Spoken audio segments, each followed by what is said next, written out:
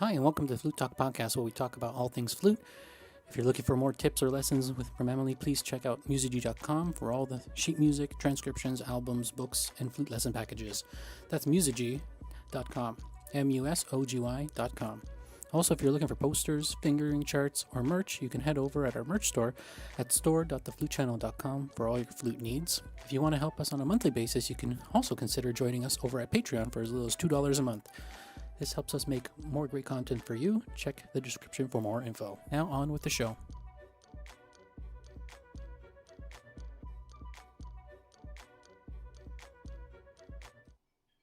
Hi everybody, welcome to the Flute Talk podcast. I'm Nick. And I'm Amélie. How's it going, Emily?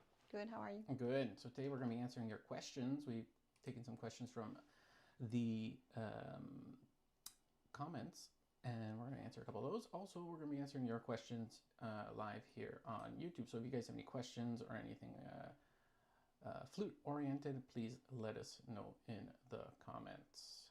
So we're going to go right away with Prefetto Aubert 9209, who had a question on the previous podcast YouTube comments. Said, I had a question. My wife and I play together.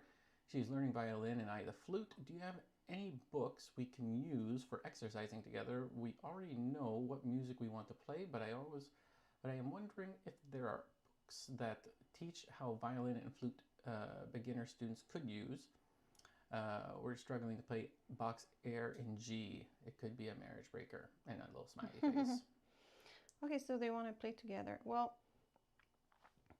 there are flute duet books. Like, you can play any flute duet, flute and violin, because they're both instruments in C. I would just get a book of beginner duets, or if you go on Flute Tunes, you can search by difficulty, and you can search by type of ensemble. So I guess you could find duets for beginners in there. What else? I think that's my idea. Do you have any other ideas? Yep. You can definitely check out like IMSLP. They have a breakdown, so you can go IMSLP, those words, .org, and those are pretty cool. Like, you can go there and search by groupings too. Like, there's a whole, if you're familiar with Wikipedia and stuff, there's a whole breakdown and stuff like that on each page by category. So you can look through categories like flute and violin, or two voices, and then the two voices are broken down to different combinations of instruments. And one of them, I'm sure, and I think I've seen in the past, is violin and flute. And there you can find the whole list of stuff like that. Or you can find two violin stuff, or even a lot of stuff is well adapted from two flutes. So you can find two flute duets. There's lots of great flute duet books, like the Mozart two flute book. That's, I think, available over on IMSLP. I think it's public domain. There's a lot of Mozart ones, though. But that's one of them. So, like, there's several. So, like, those things there's a lot of flute duets for that, which were adapted for violin and flute. Those were meant to be, like, the Mozart ones were, like, sort of advertisements on the street for the shows. Yeah. So you have those. So the Mozart ones, they're all the arias from the operas, and they were... but they're not necessarily for beginners, but some of the arias might be easy enough to play. Yeah. Totally, something like that. And so also you there's have the one from the Magic Flute, and you have one with, I think, you have other operas as well. Yeah. I have the Magic Flute one, but there's a couple. Yeah, there's a couple there on that site, so you can check out that. Or there's also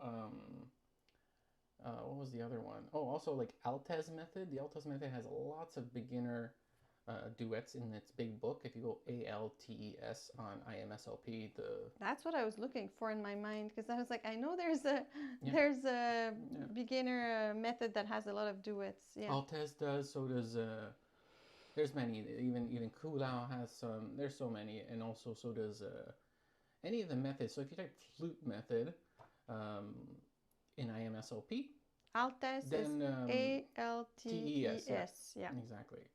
And so you can check that out there. There's also, I think there's at least 4 or 5 different types of flute methods from different composers. Bermiguet or Berrigue, I forget what. Berbiguier. Berbiguier. There's many, so you can definitely search those out on AMSLP for free ones. Flute Tune has stuff, but it's mostly two flute stuff. So if you're looking at stuff that's really kind of flute and violin, maybe your best bet for free stuff. It doesn't have to be written for flute and violin. No, but I mean, if that's what they're searching for in particular, yeah, but MSOP will have that as well. It doesn't really matter because they're both instruments in C and they have the same type of register. So you'll have many options for that. Yeah. Let us know if you guys find stuff. That's for sure. Rich Mason wants to know, after reading some of the comments, I'm definitely taking my flute for a repair. If it's an expensive, is it usually a situation, is it an expensive situation for repairs generally? Yes, I would say. Like, repairs always tend to be, like, in general, more expensive than not. Like, unless you know that it's going to be a small repair yourself, you know, then you know it's going to be a little cheaper. But usually it's pretty expensive. Like if you want a complete overhaul, yeah. It all depends. It all depends on your situation. Sometimes it's just a very tiny, minute thing. Exactly. Sometimes it has to be...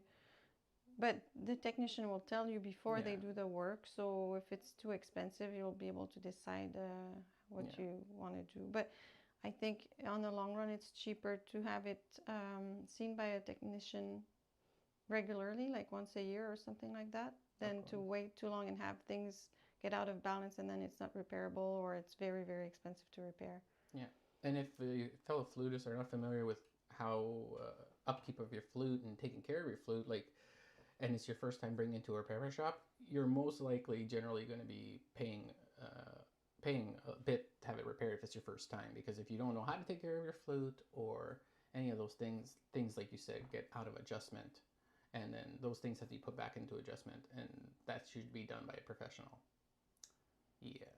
So hopefully, you know, you have to save some money for it. If you know, having a musical instrument's not a cheap endeavor. Like you have to get it repaired and stuff. You have to save money, and you know, it's a maintenance situation, wear and tear. So yeah, hopefully that helps. Also, try to find someone local if you can.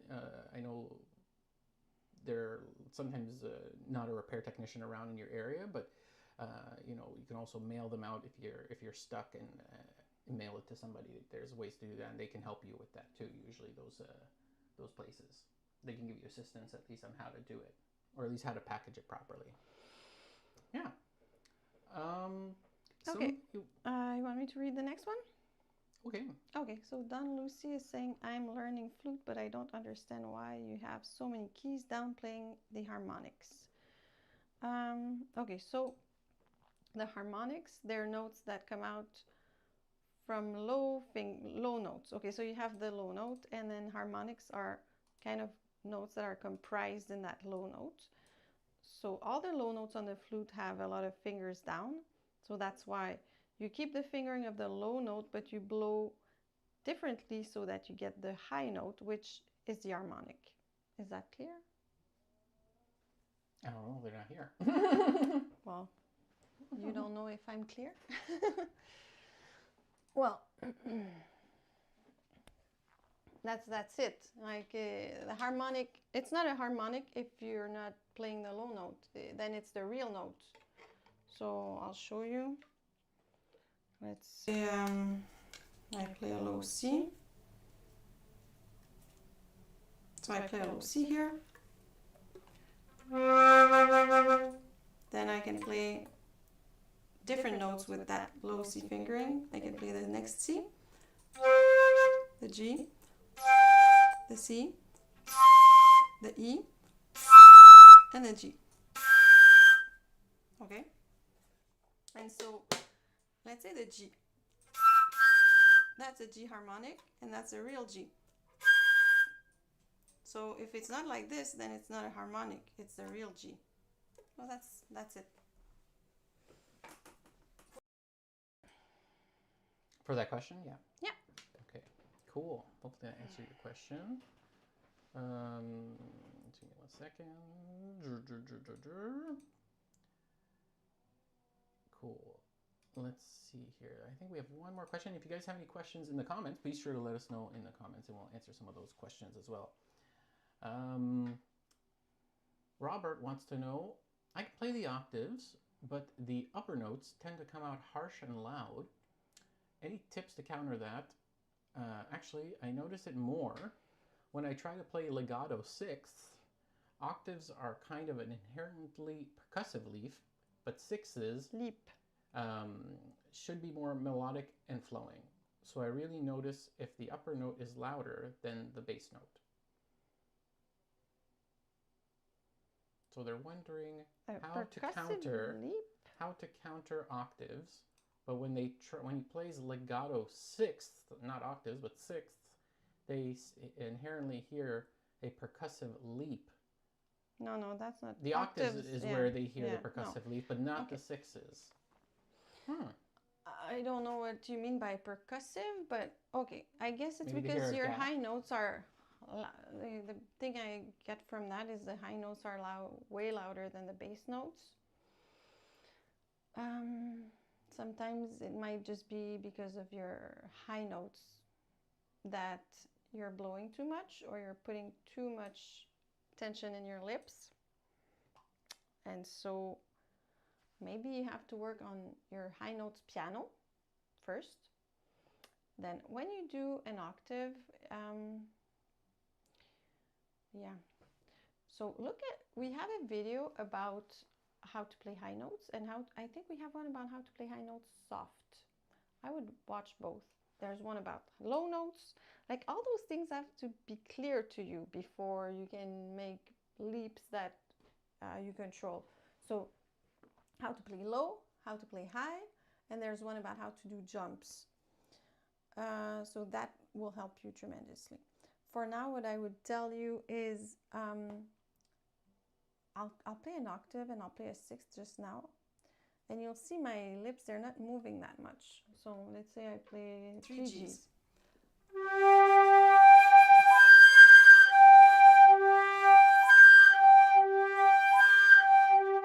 There's barely any movement. My upper lip doesn't move, my lower lip moves very, very slightly. And there's a difference in the angle because of that. Just when I go higher, my lower lip goes forward a little bit, and when I go lower, it goes back. But the most important is the way I blow the air. So if you put your hand on your belly and you sing a low note, oh, and then you go high, oh, you'll feel in your belly that you're not using the same muscles. Oh, that's important. Okay, and no tension in the lips. Don't bring the lips forward. Don't do any of that. Just keep it steady.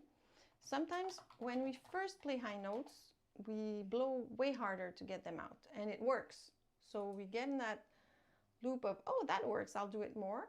And it's okay if you're a beginner, but if you want to get to the next level, it's not by blowing harder. It's really the air speed and the angle of the air that's going to get you your high note.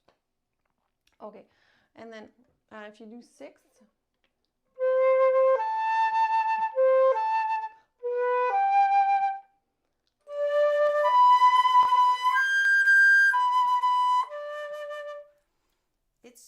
it's the same thing. It's really like, think of it as singing. And then you can even sing in your flute.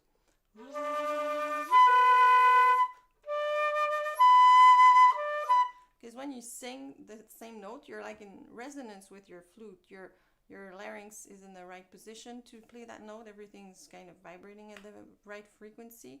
I think that's why it works so well. So yeah, but take the time to go and watch my videos about how to play low, how to play high, how to make jumps. All those types of things, they're going to help you. Maybe don't watch them all at once, watch one and work on that.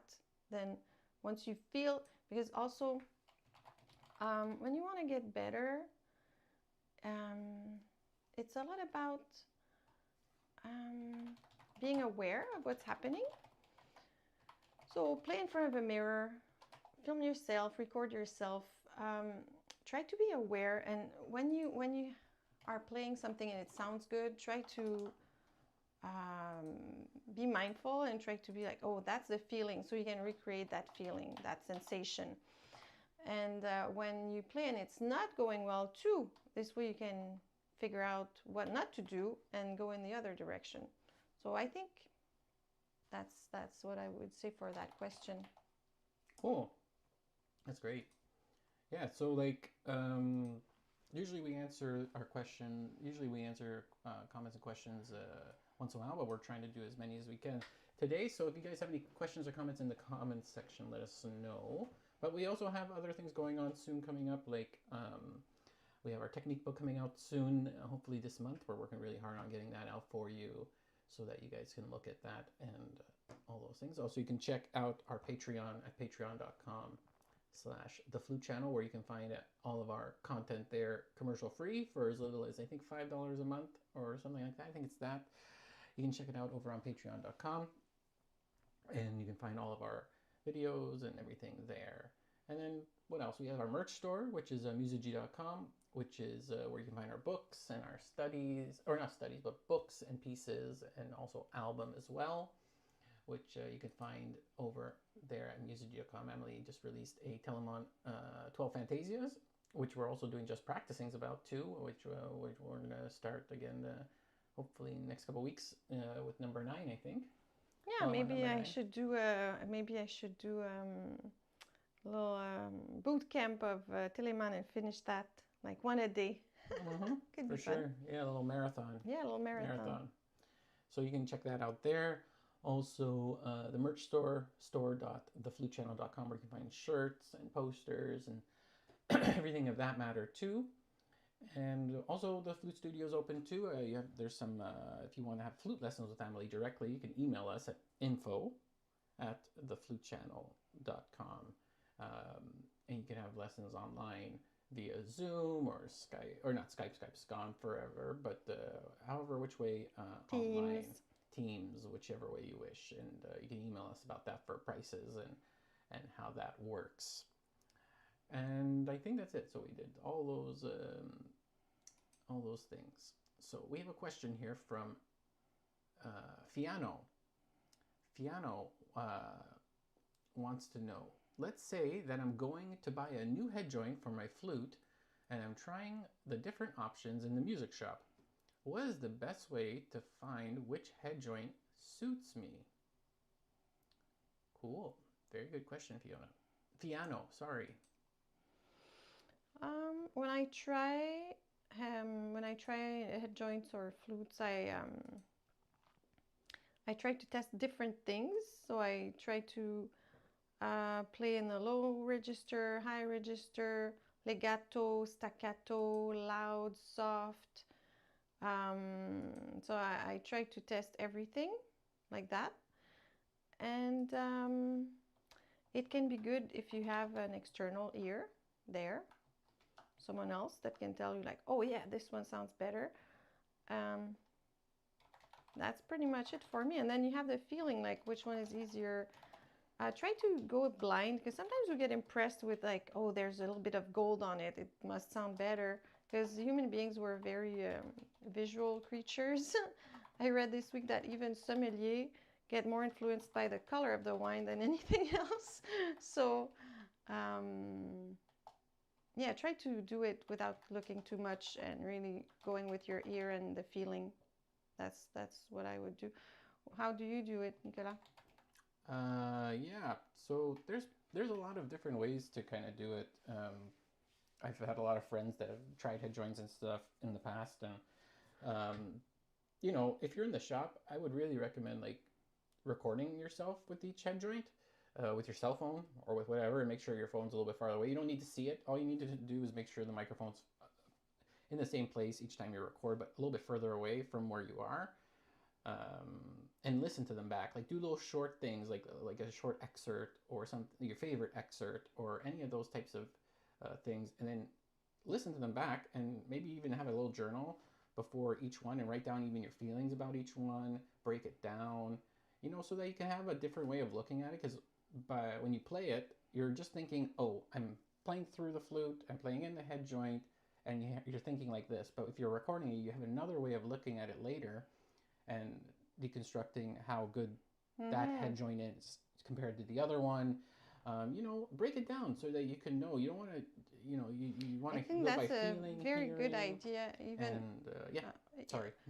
I think it's a good idea, but I would do it more with like my last 2 or 3 Yeah, until finalists, yeah, because first, you break because it if you down. try to do that with 10, you're gonna get a big headache. But Yeah. yeah, when you're down to a Yeah, couple when left, you're in your finalization stage. yeah, yeah. Exactly. So, And like it's very important to test different things, because sometimes we don't think about it, but like some head joints are better at playing detached. Like you'll sound better with staccato on it or big accents, but not that well on legato, or you're going to sound better in the low register, but not in the high register. Like really try all the aspects of flute playing on them. And then once you have the last contenders, I think it's very good what you're saying. Also, you should check out with your own music shop about how they deal with, if they deal with trials, or if they deal with testing and how they do it. Say sometimes places do trials, so you can have it for a week at home, try it out, see how it goes with the finalists. Not with 10 of them, but with a couple or maybe 2 or 3. I know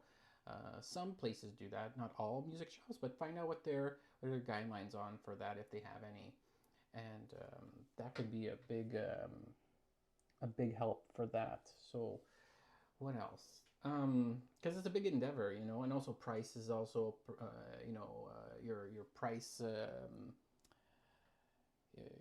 what do you call your price range? All those things like that are super important as well too. So, and don't feel stressed when you're trialing out. I know some people. I remember when I went to a practice room with people at a shop, they thought, oh, we only have half an hour. We have to look through all these things. They're usually pretty chill with time. So take your time, see what you want. And different materials do different things too: gold, platinum, silver. Try to find out all the details of each head joint too, so you know what the differences are, why the cost is this and that. Just know about it. They're very helpful in those shops usually. Yeah, and try, like you said, find your own voice. Yeah. Don't try to get the same head joint as your teacher or the head joint as your friend, because it might not be the same, might not fit the same, might not fit you well. So, yeah. Good luck in your music shop. Good luck for your head joint shopping. Yeah. It's super fun. Samuel wants to know. Samuel Jean-Baptiste wants to know. Bonjour tout le monde. What do you think of the coffee stirrer trick to improve embouchure, and what's a good set of exercises for late beginners / intermediates?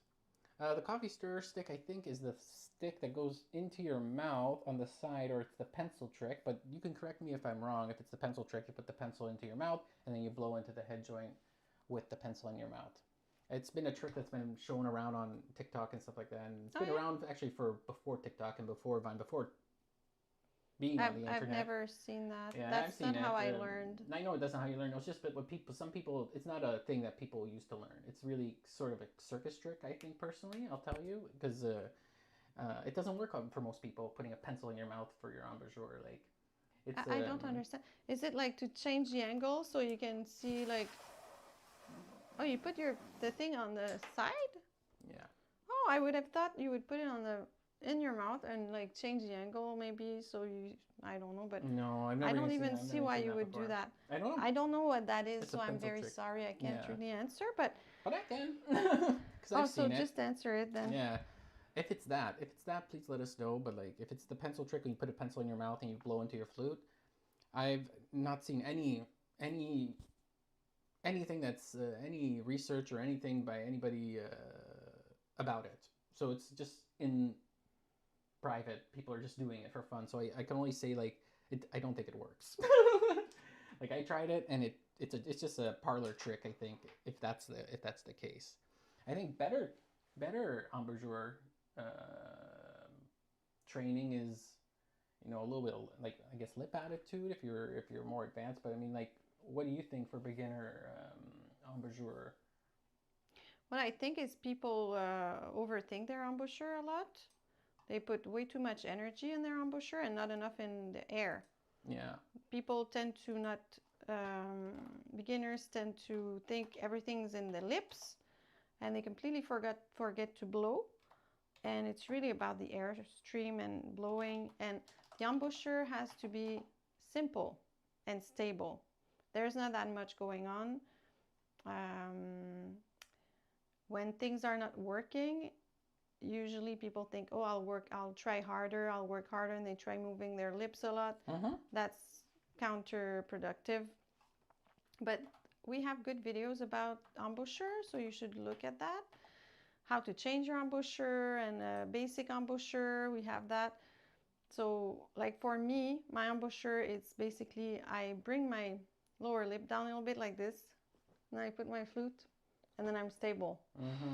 And my upper lip is just laying on my teeth. Yeah. Not tensed or anything like that. Just stays there. And my lower lip moves a little bit forward and backwards, but not that much. And the rest is all air. Using my head as a resonance, I move like I change the vowels in my mouth, going ah or o or oo, but most of it is not even, can't be seen from the outside because there's not that much going on in the lips. So yeah, I think we think too much about the embouchure sometimes. Okay, it's important, but it's not that much work. It's simpler than people think. That's what I think. And as for exercises for late beginners, intermediate, we have an intermediate book on Musigy. I think it's very well done. I did it, so we did it together. I think I did it the way I teach my students. I use it with my students a lot. And you have everything in there. You have sound exercises, you have technique exercises, you have studies, you have pieces. I really try to make it so that someone, let's say, who doesn't have a teacher, or even someone who has a teacher, it's all planned. You just have to follow the plan that's there for you, so you don't lose too much time figuring out what you should practice. It's all there. And that's kind of what we're doing with the next book that's coming about technique, trying to make it easy so people take it and they're like, okay, let's do this. Because we can lose a lot of time being like, what should I practice? Practicing inefficiently and all that stuff. And I want to help people with that. So I think that's good exercises. But if you don't want to get the book, just make sure you do a little bit of sound, a little bit of finger exercises, scales, stuff like that. Don't try to make too many at once. Maybe try to choose one and work on it for a full week, then change, and then you can come back to it later, because sometimes people try to do too much, and if you want to really get faster, you have to repeat the same thing often, many times. Yeah. Yes, hopefully that helps. Yeah, Samuel was saying like it's a pencil or chopstick placed horizontally between the lips to strengthen the corner of your lips. Yeah. You don't need to strengthen the corner of your lips. It's not something. I'm sorry. You guys can fight me on the internet about that, but I think it's counterproductive. Hard to yeah. Okay, in my opinion, it's very. I'm sorry, but I don't get it, because the corner of your lips have to stay together. Yeah. But if you do that, then you're training your mouth to be the corner of your lips to be open while you're playing. Yeah. So you're doing the opposite of what you should be doing. Yeah, it's possible. And you're training that in your brain. When we learn, like when we do something, we create a path in our brain, okay? And it's a bit like a path in the forest. The more you walk on that path, the deeper it is. So the easier it is to go back to that. So if you want to be very good at something, like you have to have that path very well, especially for a music instrument. When you want to be very good at it, it has to become completely second nature, intuitive. You're not thinking. So that path has to be super deep. You know what I mean? Like you walked on it a lot. So if you start a new path, that's the opposite of what you should be doing, and you do that, you're training your brain to do the wrong thing, and you're making a new path it's completely counterproductive in my opinion. I don't think you should be doing that. I'll be back 1 second. Yeah. You can read the next question. Oh yeah, and so Griffiths here wants to know, hello from Argentina. Do you have any advice on how to approach learning swing from the very beginning? I can swing with drums and even with the piano, but with the flute, it feels like starting over. So Griffiths here was wondering, do you have any advice on how to learn learn swing from the very beginning. Like Yeah, they can swing with drums, but I heard. even with the piano. Yeah, but with the flute, it's Yeah. Well, if you can do it, then it's maybe find a piece that you already played on the piano that is very easy for you. Like find the easiest thing, and then start with one phrase. Maybe it's more of a fingering issue or something like that. Because if they can already swing, they haven't internalized, you know, like it's there, but it's just like yeah, I would think it's probably more an issue with moving your fingers at the speed that you want. You probably don't have the control over your fingers yet to do what you really want to do. Yeah, it's possible. Yeah, exactly. Practicing with like one phrase at a time and stuff like that can really help. That's a very good tip. Like, and there's lots of like, I know that there's there's a lot of YouTube videos you can practice with and stuff. And there's also, I know there's like, yeah, there's just a lot of options like that. Like just, I think repetition. I think it's a fingering thing. So maybe, sometimes I don't know how beginner you are, but sometimes I even tell my students to take the flute in their hands and look at their fingers, because on the flute we don't see our fingers, you know, and so sometimes I tell them to just practice the fingers like that, like the flute be in front of them without blowing, just working on the fingers, and because I think it's just the fluidity is not there. It's a fluidity question, so maybe you need to have a good method, get better at knowing your fingerings, like stuff like that, and then it's going to come by itself, I think. Yeah, because he was Griff is just elaborating further because it's live here, but because I have to think in the air column, the tongue, standing very still, like it's very different to me. It's my first wind instrument. All the respiration part is new for me. Oh yeah, so if it's a wind instrument, maybe it's that. You know? Yeah, but what I notice with beginners is that they stop blowing between two notes because it takes so much brain power to change the fingering. So they'll play a note, then they stop blowing. Let's say they play a G. Then they stop blowing. They do the A, then they blow again. Then they stop blowing. It's the whole putting these things together. It's just that you're not there yet. You're still learning the basics of flute playing. Yeah. So don't be too hard on yourself. You know, just you're in a learning stage. So just practice and be open with that. It's going to get there, exactly. Samuel also wanted to say thank you because there's a lot of misinformation from teachers. I appreciate it. Yeah, about the flute stick thing. Thanks. Totally. His challenge, though, I just want to go back to his question because he added something before and I missed it. My challenge is that I have fuller lips and it's always a struggle to get a clear stream. I've had friends with fuller lips as well. Just put your flute a little bit on the lip. Yep. The lower lip. Some people have very thin lips and they put it under the lip. I have like my lower lip is I have a little bit of it, so I put it on the lip, like at the junction, and then I bring it down so that it's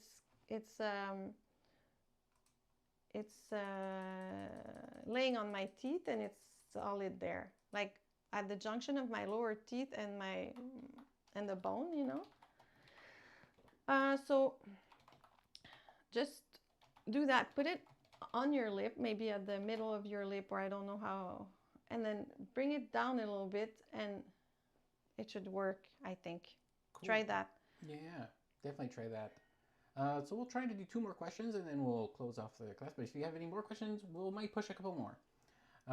Ericos wants to know what is the best way to practice notes in the high register, like above C6, and make them sound less squeaky.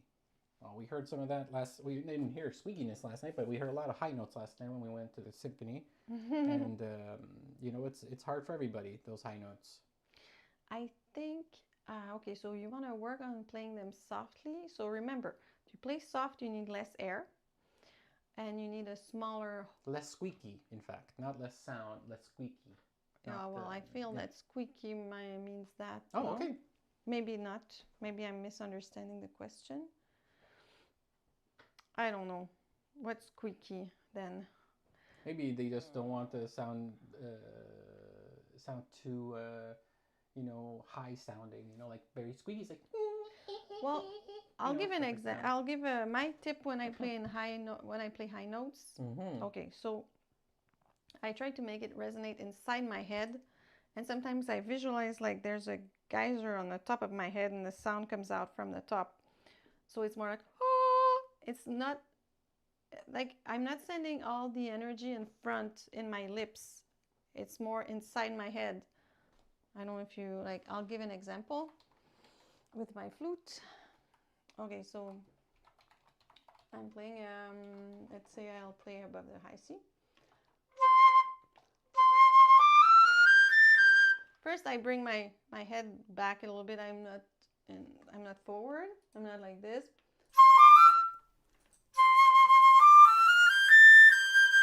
And it's or I do this type of, because like use vowels, use different vowels like or you see it's going here, and I'm not going. Sometimes I see people who do this. Look, and they put everything forward and everything in their lips, and versus going up using the vowel oh.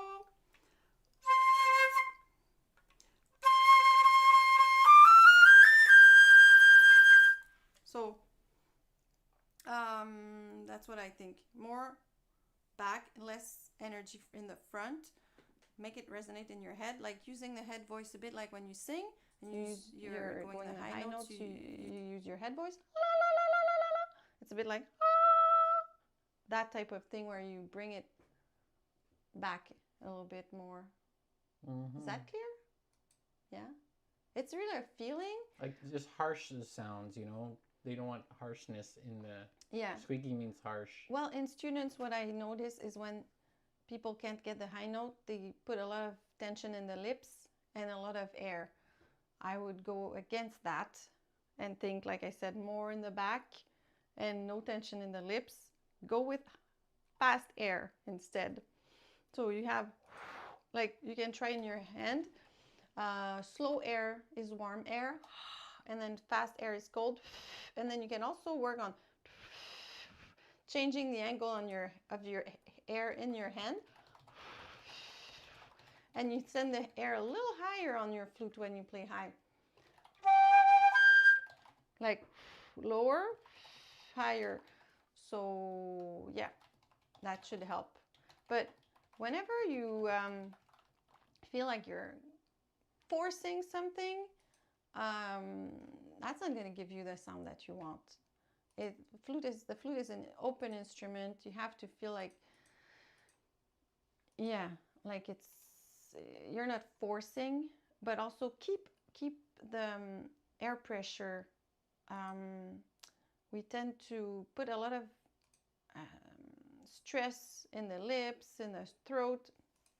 No, it has to come from the airstream. So there's a lot of energy into pushing the air. It's crazy. It's like one day I realized, oh my God, that's how much I have to support when I play if I want a good sound all the time. And it's a lot of support. So it's really where the effort should be placed in the body and not tension anywhere else, in my opinion. Yeah. We got two more questions here. Cristiano wants to know, when you pick up the flute for the first time during the day, do you find yourself trying to get the right sound of the flute again? Like, how do you get your tone back after a day?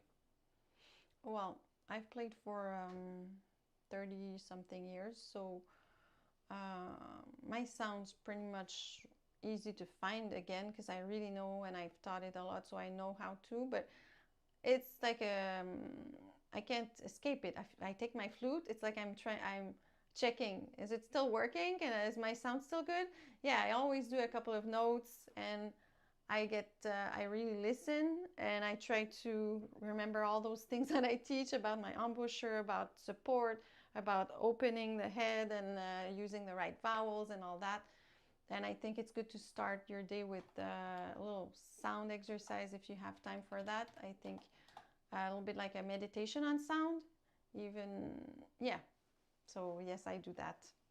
Yeah, tone hunting is a thing, like when you're first starting out as a musician or as a flutist or whatever, you're always like, trying to find your tone and stuff. But once you find it, like you were saying, I mean, like after a while you get it, it's there. So, you know, you're yeah, like tone hunting. It's that's what I always heard it called. Like trying to find my tone back. I lost my tone today, but in reality, like it's always there. And I think like you can do different things to kind of taking breaks always helps for your brain because your brain's what I personally I think when those things happen and you can't find your tone, your brain is just still working from all the stuff you worked on the day before. I always think it's something like that. I'm like, oh, it must be I worked really hard, I trained really hard, I'm overthinking this. So, taking breaks really helps with that. I It don't know. It's a happened. simple tip for me, but I it think helps. also like losing your tone, finding it back, losing it, finding it, it's part of the learning process. It happened to Yeah. me. And at one point it stopped happening because it was so clear how to do it that if I take my flute and it doesn't sound the way I want, I know exactly what to do to get it back because I've worked so hard and I'm aware and I know the sensations that I should be looking for.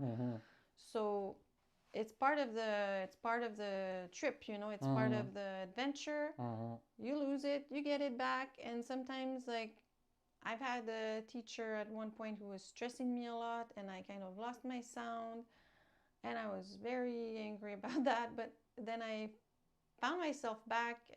She made me lose like a lot of self-confidence and stuff, but then when I got it back it was just stronger. So like um, I'm just saying that so that sometimes little dips on the way we see it as a very bad thing, but maybe some of those things make us stronger, more solid.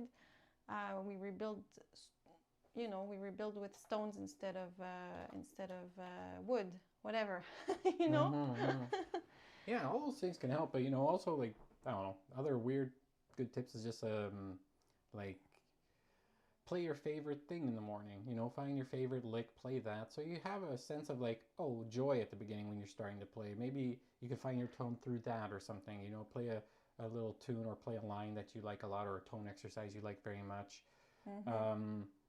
Sometimes I also like when I also like playing.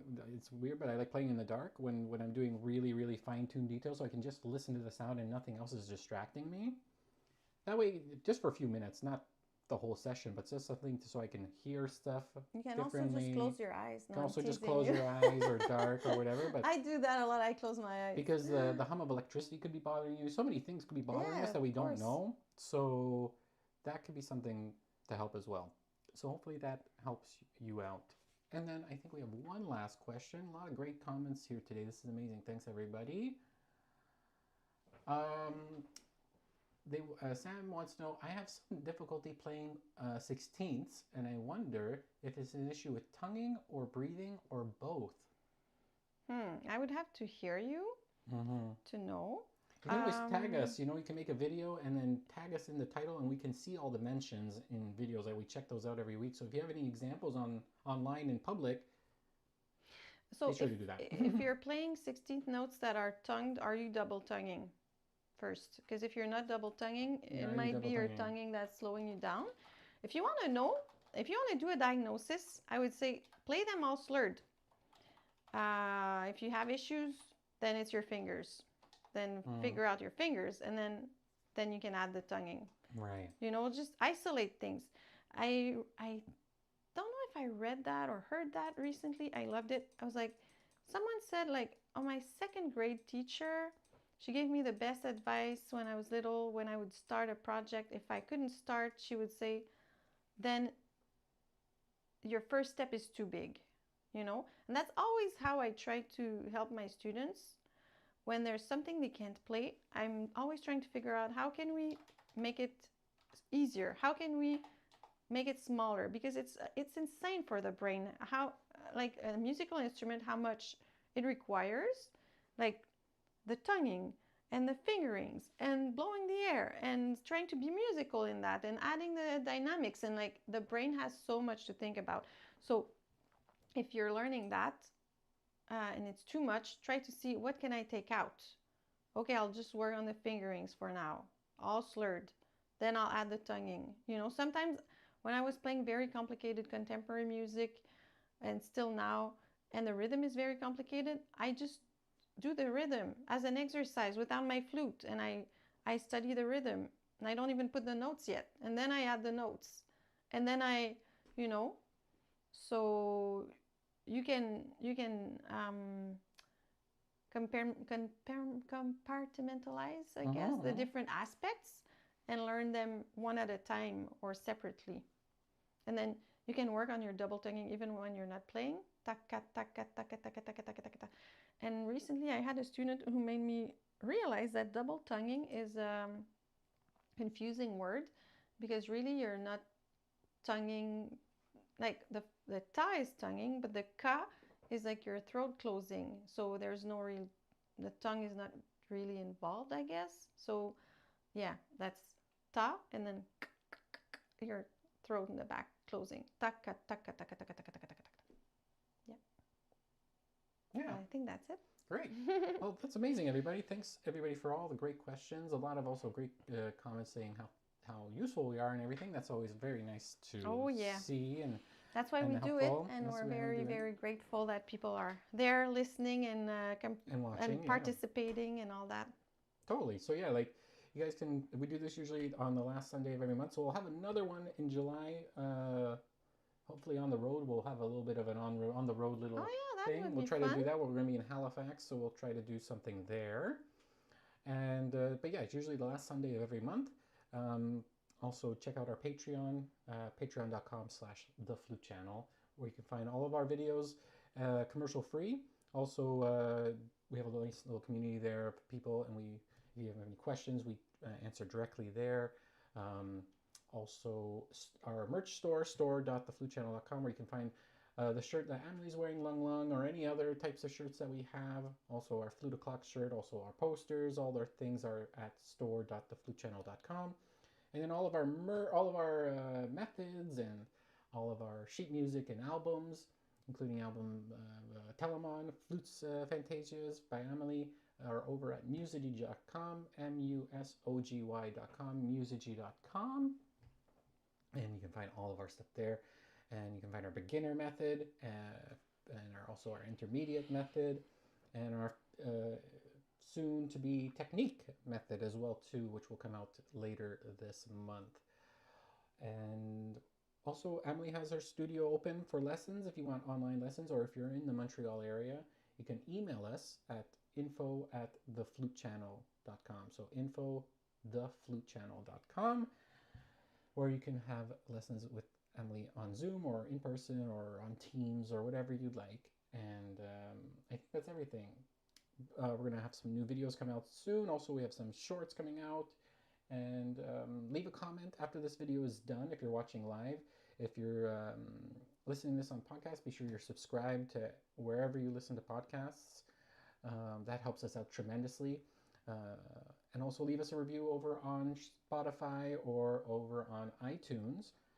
That also helps us out immensely, the reviews for that. So thanks so much, everybody.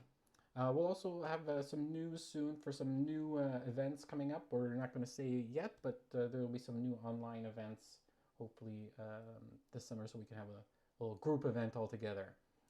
I think that's everything.